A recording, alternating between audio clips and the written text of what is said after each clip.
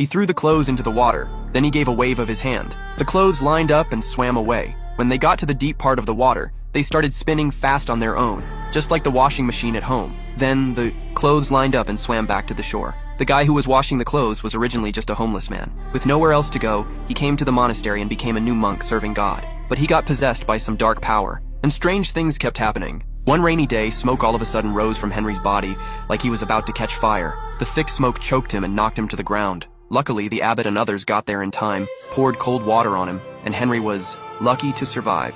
The abbot thought he had an extra person to work, but Henry ate an astonishing amount. He gobbled up his own meal and even snatched other people's food. This way, he would sooner or later eat the monastery broke. To get rid of him, the abbot deliberately gave him a task that couldn't be done. He took Henry to a stinky well that had been abandoned for thousands of years. Just standing next to it for a while made his eyes hurt, but the abbot demanded that Henry clean it up before it got dark. If the water in the well could be drunk, Henry could stay in the monastery. To stop him from slacking off, the abbot also left his watchdog to keep an eye on Henry. But not long after the abbot left, his watchdog was shocked by what he saw. Henry had summoned countless copies of himself to deal with the stinky well together. Sure enough, many hands make light work. With all their efforts, they quickly drained the stinky water from the well. The abbot's watchdog rushed to report the situation. Seeing the shiny well wall, the abbot scooped up a mouthful of well water and put it in his mouth. It was unbelievable that the water was actually drinkable. The abbot had to keep his word and let Henry stay. But on this day, Henry went to the river to fish. He spat on the fish hook and threw it into the water. Amazingly, as soon as his fishing rod was thrown into the water, he caught a fish.